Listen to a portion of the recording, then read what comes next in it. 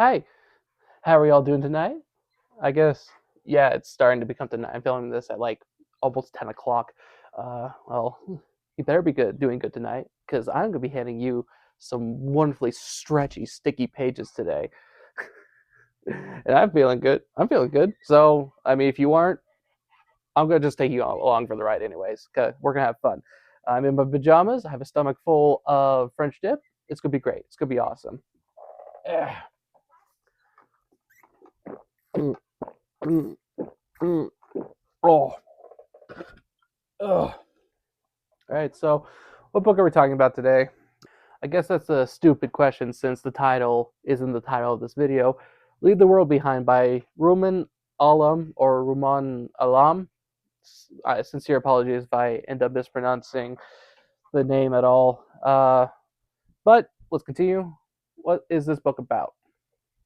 It's about a family. Yes, a family that goes on vacation, as you can see by the cover. There's a diving board with a pool, so obviously nothing else. But yeah, and there's other strangers that claim that their house that they're renting, that the main family's staying at, is their house.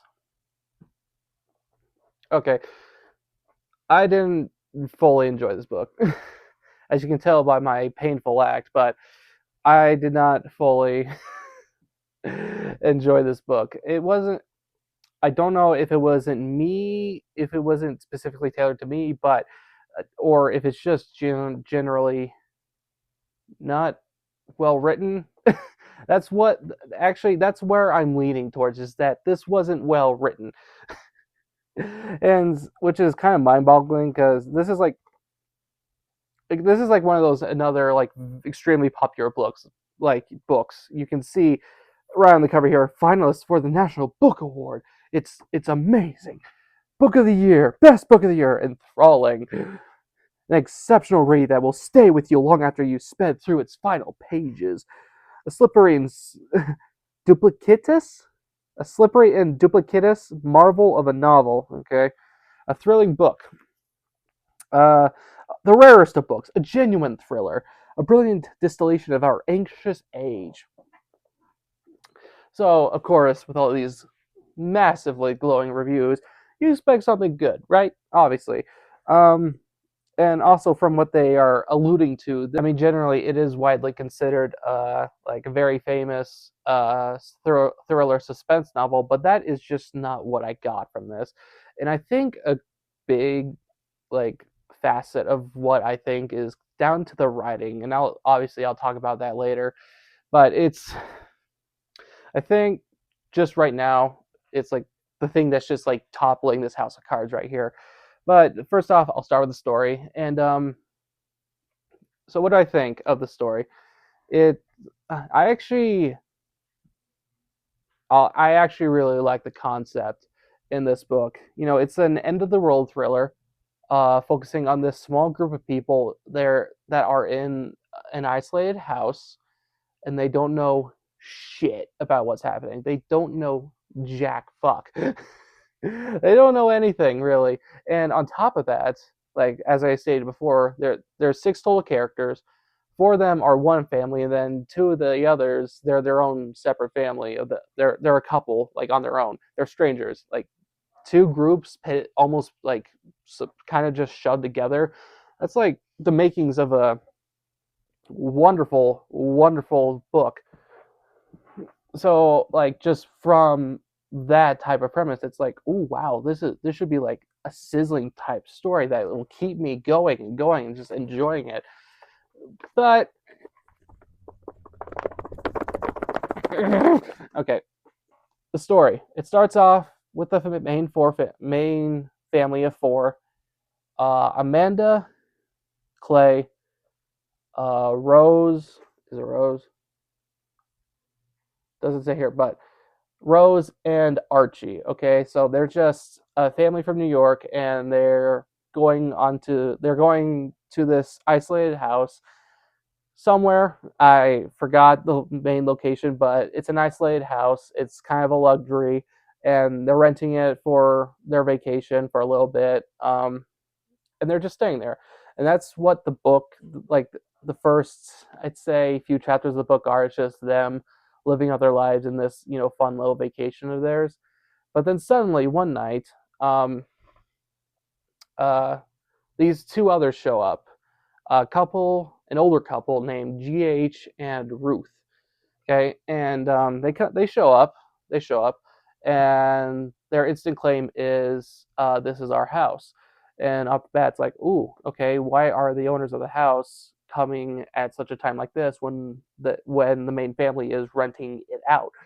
So that's one of the like mysteries that this book tosses out automatically. But again, we'll get to that. Um, and of course, and there's like some sort of short-lived tension between the main parents and then the couple, because obviously it's like, okay, Amanda and Clay, they're renting, but they also had never met these people before, so it's like, oh, so so Amanda is arguing with Clay. It's like, oh, they can't stay here, like how can they be the owners of the house, we never seen them before, and how can we trust them and shit like that. And then again, and then well, I guess they GH and Ruth, they prove that they're the owners of the house very quickly by having a set of keys to some locked drawers. I guess, yeah. And then they even like just punch this premise in the gut even further. We get perspective on GH's and Ruth's character and what they think of the situation, which I guess if you frame it a certain way, it could have been, stellar, but they don't do that. He doesn't do that. Rumen Alam doesn't do that. But so obviously there's some initial arguments of like, oh, how can you can't stay here. We don't know you. We don't trust you. You can't stay here. But Amanda, Clay, GH, and Ruth, they come to, at least a temporary cooperation. GH and Ruth, they sleep in the basement, which I think is also the in-law suite. And then Amanda and Clay, they just go back to bed pretty much. But the other mystery that is set up, which is, I feel, done a bit better, is that the reason why GH and Ruth showed up is because a massive blackout occurred. So, and they didn't have anywhere else to go, so they chose this place, this house, as an automatic sanctuary. So that just obviously that adds another layer. Like, okay, what is happening now? And that's kind of like the rest of the book, where the characters are kind of just sitting around, discussing things, talking over their situation and stuff, and just trying to figure out like what they can about what is happening around them. And what to this book's credit, it doesn't give you very many clues as to what happens. I really like that about the book. It tries at least to keep you guessing. It's like, okay, this is what's happening, but you're kind of in the dust, buddy. So going along that thread, um, something does eventually happen, and this is about midway through the book, where Clay has left to, make more sense of what's happening around them, like he's trying to get a newspaper or something. But the rest of his family plus GH and Ruth, they're at the house, and then this like noise happens, and the characters don't know what it is, but it's sudden, it's loud, and it just sends everyone into this appalled state of panic, which I'll start off, I think was a very effective sequence in the book. I'll talk about that more later as well. So that happens, and then I guess I remember now. Clay gets lost, which is like, ooh, what happens with him now? But he just shows up. He just shows back up. Like he spends a few chapters lost while this like miraculous, terrifying sound happens. But then when like at the end of that sequence, he just shows back up. So I'm like, you can't be a suspense novel if you just had the characters miraculously come back to their safe haven, pretty much. You can't do that. Then after that, I guess more arguing ensues. Not arguing, but more discussions. It's just like, hey, okay, this sound happened. What the hell is that? What is happening? Like, how bad are things getting? It's just these constant questions these characters are just asking each other, like, what, just generally, what is happening? The world is leaving us behind. Yeah, sorry. And then I guess nothing much else happens until closer to the end of the book, when Archie, the son of the main family, he gets like gradually, progressively more sick, and up until this point in the climax, where his teeth just suddenly start falling out. Like he wakes up and they just start falling out, but he's also fine. Like his teeth just fell out, but otherwise he's pretty okay. So obviously that kind of sends everyone into even more of a panic, and it kind of leads. It's kind of a callous um, to Clay, GH, and Archie driving off to get help for Archie, and Amanda, Ruth, and Rosie.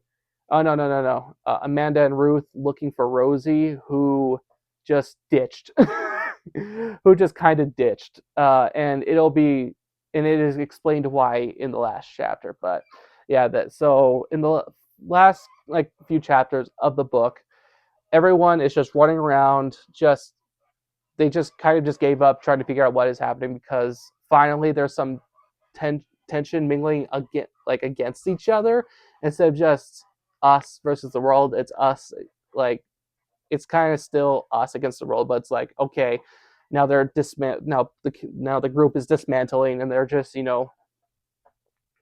just trying to take that one step forward, and then that one step forward after that.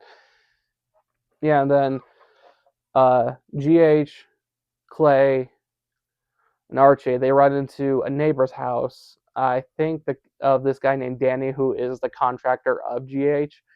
And they ask him for help, and he's like, "No, I'm not helping you. The world is ending, and I'm fending for myself and my family. You guys can go fuck yourselves, pretty much." And that's it on their case. And then I forgot what happened with them, but actually, if I remember correctly, another sound happens. Oh, oh, sorry. If I remember correctly, another sound happens but it's in the perspective of Amanda and Ruth, I think. I'll be honest, I don't remember much, and I'll explain why later. But and they're like those two, they're just having arguments amongst themselves. Um, and then the book kind of like ends. I can't say much because there isn't much. Like the last chapter is not Ruth, sorry, Rose, or Rosie. Like I said, she ditched the family, but because the way the book describes it, she's like more aware than the adults in a way, where she's like, "Oh yeah, I know the world is ending. And it's not going to end anytime. It's not going to stop anytime soon. So I'm going to get up, get supplies, get food. Prepare oneself." And she finds another house. And the book ends with her just scrounging around and eventually stopping to watch Friends, and that's really how the book ends. I looked it up, like what that means, and apparently it means that in times of crisis, we as humans tend to like look for comfort zones, like the solace of technology to help us, clear our heads, and or just isolate ourselves and just keep ourselves happy and safe and comfortable. Which, yeah, is a good like theme, but again, the writing this does not do it justice. Ugh. Oh. Ugh. Starting to get a little hot in here. So if I start sweating, I sincerely apologize. With this type of show, with this type of title, maybe that's what I need for the aesthetic. I don't know. So that's the story. So overall, for the story, great premise, which was just boggled down by a bunch of potential that was just punched over and over again until it's whimpering on the floor, crying, wanting everything to stop. So the characters are next. What's Amanda like?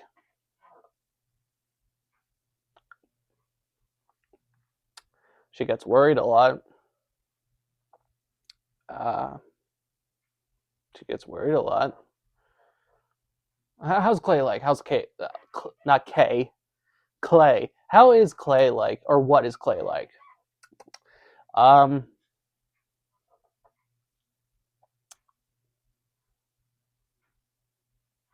he likes to smoke. He likes to smoke. Okay, what with their kids? How's Rosie like, or Rose?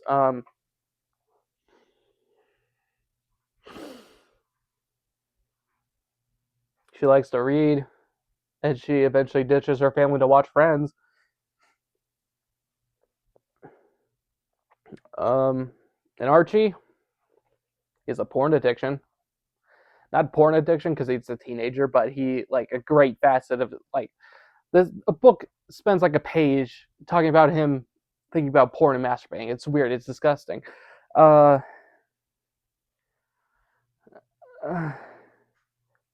so what about the other two, GH and Ruth? How are they? How are they doing? GH, his name's George Washington. The book makes a joke about that. His name is George Washington, and he's a black man. Take that what you will. How's Ruth? She doesn't like the main family. She hates that they're staying in their house, in her house, even though they paid for it. And she and GH stopped in almost sporadically, almost randomly, out of nowhere.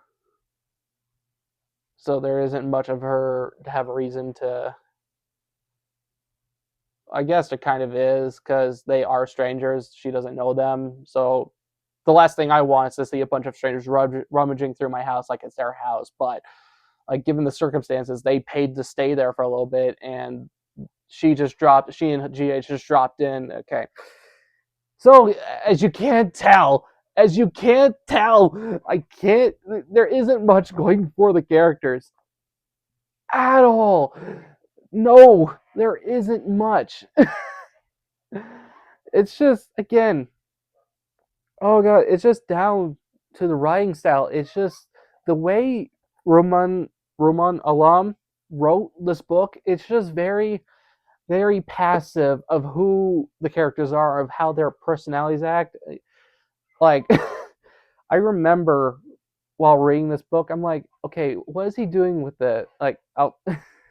What is he doing with this type of writing? Like, is he like making the paragraphs like rant on and on random topics, but is it like connected to the characters or anything?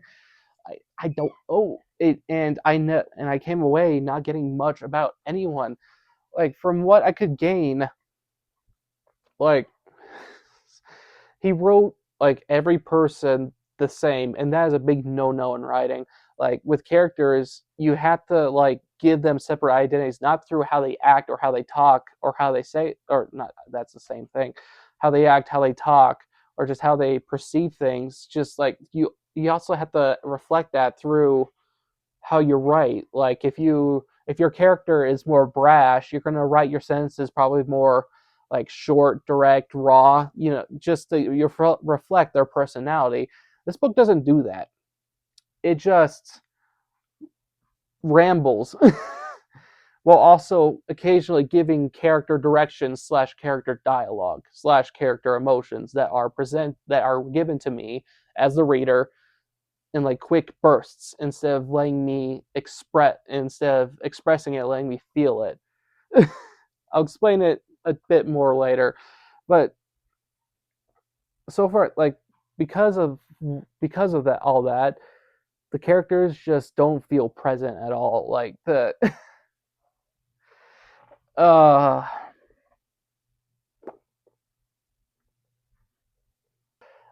they don't have any serviceable identity beyond the one by the beyond the ones I described to you. I can tell Clay is Clay because his name is Clay and that he likes to smoke. I can tell GH is GH because of his name. I can tell Ruth is Ruth because, like, whenever the book decides to focus on her, like, it just has her, like, focus on her. God damn it!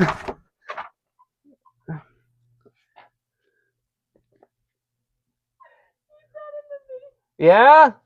Yeah? Oh my god. I heard something and then I turn around and it's like a goddamn ghost behind me. Oh, what was I talking about?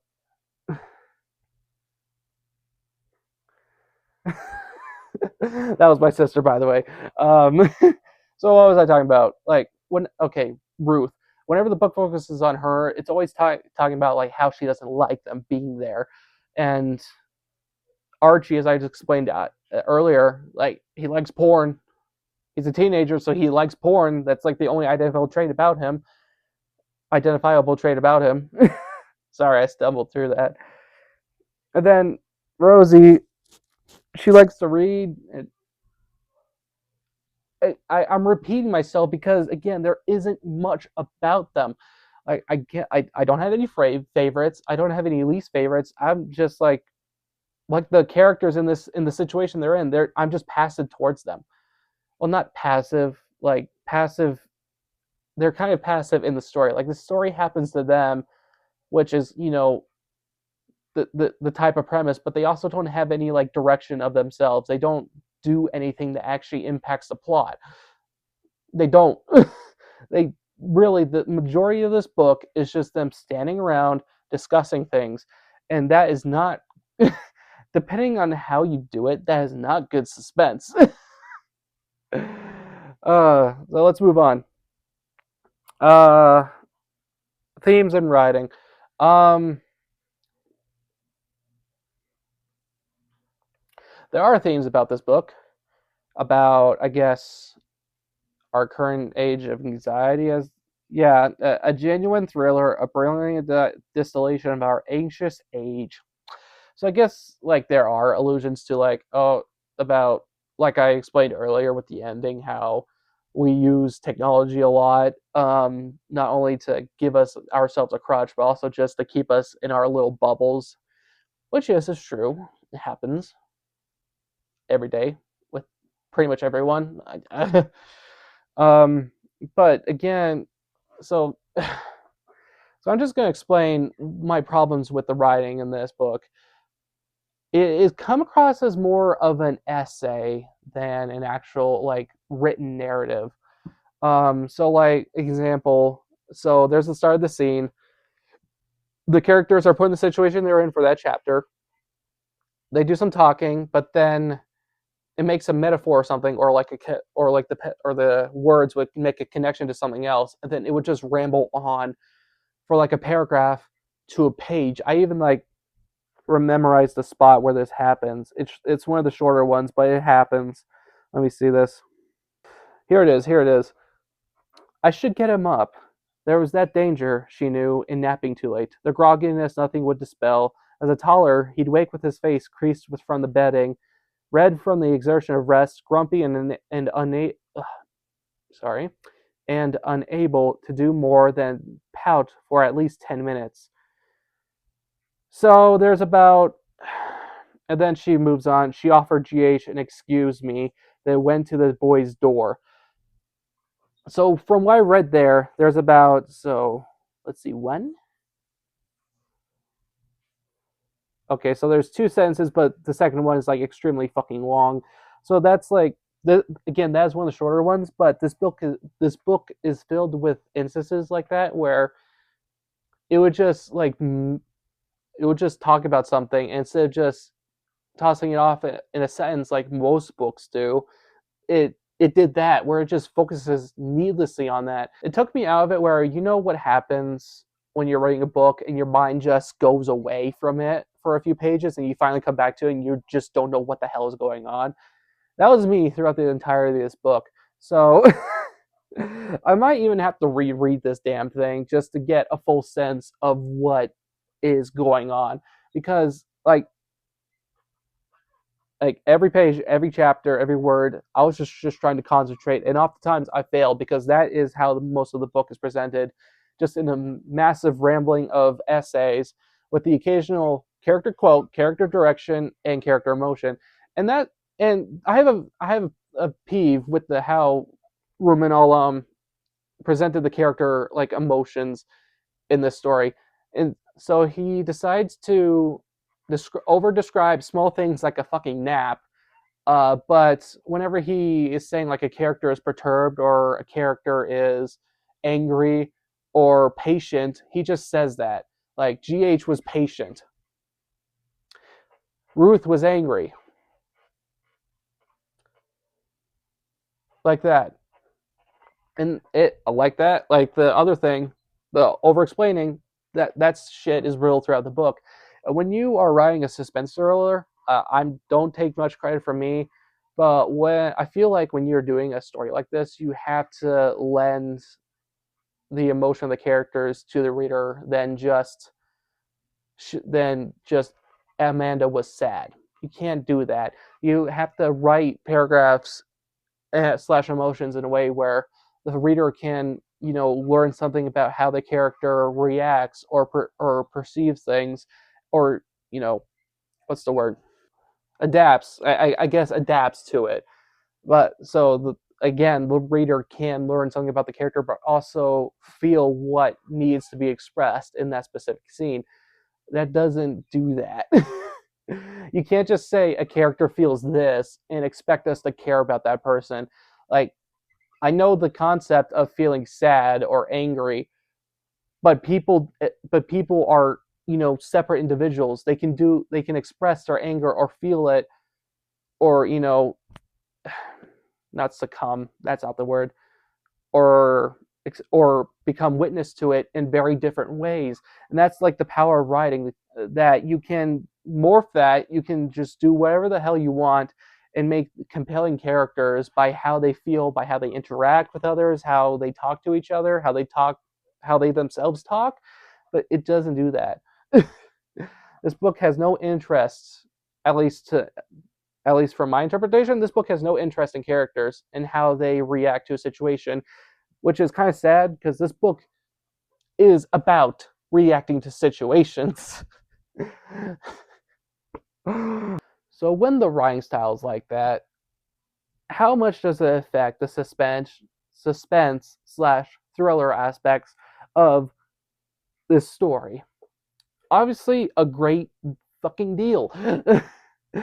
Because when it just rambles on and on about little like nonchalant things so constantly without any, like, the rambling would have been perfect if it actually like was specific to the characters. If the descriptive rambling was consistent to how the characters think, that would have been compelling. Because I'm getting into their heads and and the book is just being me their thought processes, and just like giving me an essence of like, okay, this is how they rationalize things, or tries to make sense of a bad situation. Um, but when it does like that, when the writing is not even interested in its own story, and obviously from my experience with it, I am constantly distanced from this book, even while I was reading it. Like, I'm not going to be held in suspense. I'm not going to be biting my nails when I'm thinking about groceries or something. When I'm reading on a suspenseful scene, but it's not written that way. It's written like an essay, with slight reminders that there's a story and characters happening here.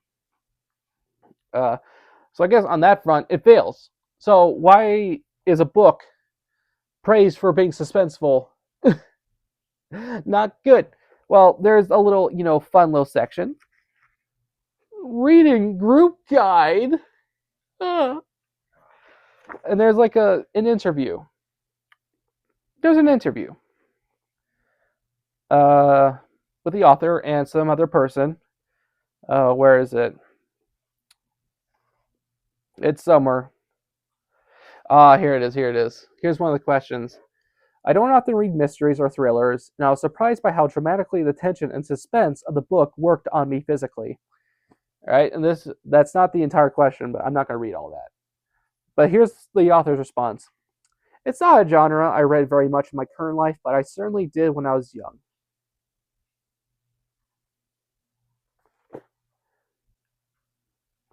Okay, Mr. Alum, maybe when you're writing a specific type of literature, maybe you should read up on it a bit more? Maybe?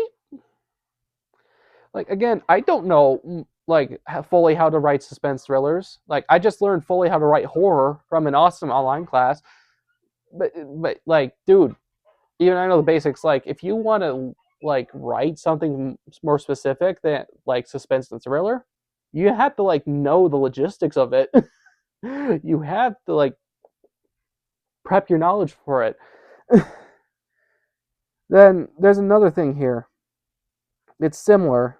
Let me find it. Okay, yeah. I love the question that the interviewer gives here. The book is enormously suspenseful. Can you talk a little bit about how you approach creating that suspense on a craft level?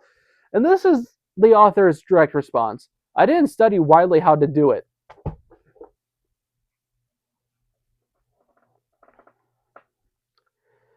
Again, when you want to write something specific and that you have not had much experience in, you kind of have to research it. You kind of have to study on it.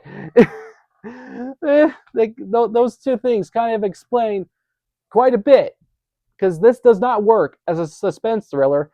And it even makes more sense because these three books, these other Alam books, he only has like 4 books, so I just bought them all. From what I can tell from their plots, they're not suspense thrillers at all. They are dramas, slice of life dramas. That's it. Like this one is about 2 women. I think one's like not as one's rich and the other isn't, and they have to navigate life. This one is about a mother to a black child in the 80s, I think. And this one is about, well, I don't know much about this one. Oh yeah, a black woman is plotting her ascent. An old white billionaire is facing his own extinction. So something along those lines. So this is so far is his first and only thriller. He might write more, and if he does so again, I hope to fucking God he actually studies for it. Again, nothing against him personally. I'm sure he's a great guy, but my God, when you are writing something that you aren't familiar with, you can't just write it. Which again, he states in that same blurb. Uh, Here it is. It's an act of seduction. No, there's even something else that connects to that. Like, you can't just write things that you don't fully understand. Okay. Where is it? Okay. Here it is. That book. He in this section here that I'm reading. He's talking about Pet Cemetery. He's talking about like how confident and crazy the book is. Whatever. And this is where I'm starting. Reading that, I realized that I had to be confident in what I was doing, and I had to do it very quickly. So what I'm getting from that is that you didn't know what you were doing, you didn't bother to research what you were doing, but you did it anyways, and you're like, okay, well, that's awesome, dude, that you're believing in a book. That's awesome that you believed in it, but you have to prep yourself. Like, think about it like this: you can't have think okay, think about it like this. When a race car driver is in his car and he's driving, multiple laps at an extremely fast speed, like eventually the car degrades. Like, it needs repairs and shit. It needs to be prepped up. That's why pit stops happen. That's why they stop on the occasion to, replace the tires and, fix everything up. You can't just keep going and going and going. You have you have to sustain yourself, and that's not what he did here. uh uh so what are my final thoughts? um So again, the premise I thought is what is amazing. Like, because end of the world thrillers or action or end of the world action films, they usually center on a group of characters that are in like the brunt of the action, like they are literally in the face of the end of the world. Um, so so it's kind of nice that this book kind of took a departure from that, where instead of focusing on the main hero group, it focuses on the people that don't know what the hell is going on, and I really admire that because you're just if it was done correctly, you're just constantly guessing, oh, what is going on? There's that interest, there's that intrigue. And then on top of that, you're isolated, there's no contact, and you're also with strangers. Like, I'm going to say it's a pretty novel concept. But again, it was wasted because the writing wasn't in itself was not interested in the story or the characters. It much preferred to talk about minor things like napping. Again, that's like a shorter example, but again, if you take the time to read it, it's like stuff like that is all over the book, and it just boggles everything down. And again, for the uptime time characters, there aren't any significant traits about them. There's no separate identities that I could pick from one another. Other they just don't have a voice of their own. It's just whatever the hell the book is going on right here. Um, and that might be it. Like, I have nothing against, to make things clear, I had nothing against it, stories that where not a lot happens. Like, some of my favorite like stories center around like have like character centric stories where not a lot happens. But those films slash books have something that this book doesn't. And they actually have tension. They actually have characters that drive the plot forward. They have their own identities, and they actually make tension slash conflict with one another. Again, this book doesn't do that. You can't have like characters like Clay leave the house when something catastrophic's happening, and then have him be lost for a few chapters, and then have him just sporadically come back. And the book doesn't bother explaining how he came back. He's like he's like, oh, I just found myself back here. I don't know why. I don't know how. That's lazy. That is lazy. You know what could have been better? Like maybe this could have helped like the whole like dismantling feeling probably the end of the book was going for. Like everyone's separating, like chaos is just starting to bring on them now. But that could have like been like this building up like facet of the story that could have just went to a boiling point. Like the separation, the dismantling could have like started like halfway through the book and just like blew up in the end. Because maybe we could have some chapters focusing on Clay where he just keeps getting lost. Like he doesn't know how to get back. Like he just doesn't know where to go at all. Or maybe even better is a bit more conventional. Or maybe he leaves and we don't ever see him again. We don't get his perspective at all. We don't get anything from him. So that maybe there's some inner turmoil with Amanda. Like, oh my God, my husband is gone. What are we going to do without him? Like, what are the kids going to do without their father? Stuff like that isn't present. And with the whole like strangers, like against strangers thing with GH and Ruth, like it would have been cool if we never like fully understood where they came from. Like, are they actually owners of the house? Like, can we actually trust them? But like shortly after they're introduced, we get a chapter like in their perspectives, and we like get where they're coming from. So again, there's no suspense in that department. uh, uh. So yeah, with all that said, what do I think of Leave the World Behind? How many sticky pages am I going to give it? Probably not much. Obviously, this wasn't okay. This wasn't the worst book I've read. I've read way worse books, but this lets me disappointed because again, I love the concept. It just really needed focus in a massive revision. Massive. Um, so with all that said, and oh yeah, I'm also gonna give points to the middle of the book with the whole sound thing.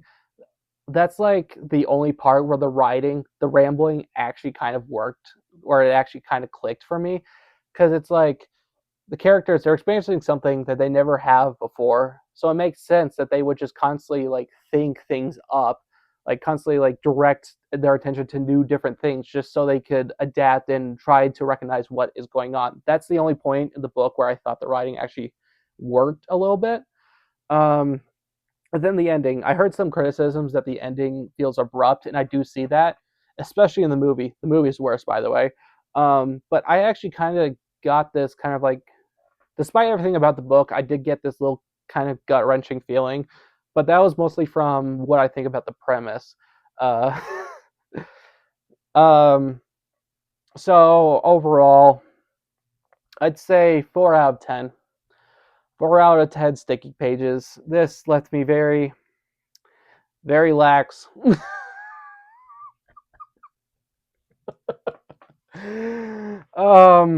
But will this make me stop reading Ruman Alam or Ruman Alam? Again, sincere apologies if I mispronounce your name throughout this entire video. No, not at all. Like this guy, like this is a book in a genre that he has little experience in, but he might have a lot more experience writing dramas. Apparently, he's written 3 books on dramas to 1 thriller. So I'm gonna give him the benefit of the doubt. I'm gonna read his other books, and of course, I'm gonna do reviews on them. I'm gonna see what they're like. I'm not gonna bash him too much yet. He might be a great author. It's just that I think he stumbled a lot with this. uh, so with that done and out of the way, it looks like it's pitch black now. I started when it was like slightly out, night out. No, not night, light out. I started when it was like light out a little bit. Now it's just pitch black. So I guess it's that time of day. Have a great night. Hope you have a sweet. I hope you have many wonderful dreams. Uh, and I guess I'll see you next time. Have a great day.